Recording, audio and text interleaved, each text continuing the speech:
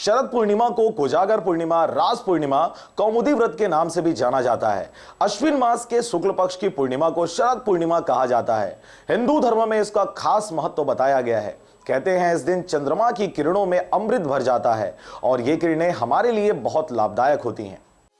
इस बार शरद पूर्णिमा के लिए पूर्णिमा तिथि 23 अक्टूबर को रात 10:38 बजे से 24 अक्टूबर रात 10:14 बजे तक रहेगी। इस दिन उजले चावल की खीर बनाकर आसमान के नीचे कुछ घंटे तक रखने और रात 12 बजे के बाद खाने की परंपरा है। माना जाता है कि इस रात को चांद से अमृत बरसता है।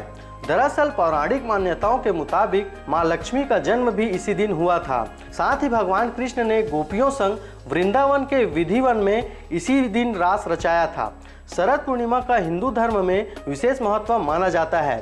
कहते हैं कि इस दिन व्रत रखने से सभी मनोरथ पूर्ण होते हैं और व्यक्ति के सभी दुख दूर होते हैं। इसे कौमुदी व्रत भी कहा जाता है और ऐसी मान्यता है कि इस दिन जो विवाहित स्त्रियां व्रत रखती हैं उन्हें संतान की प्राप्ति होती है।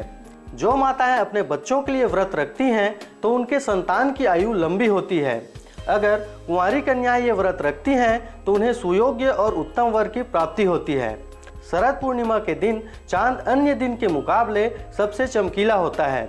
ऐसी मान्यता है कि इस दिन आसमान से अमृत बरसता है।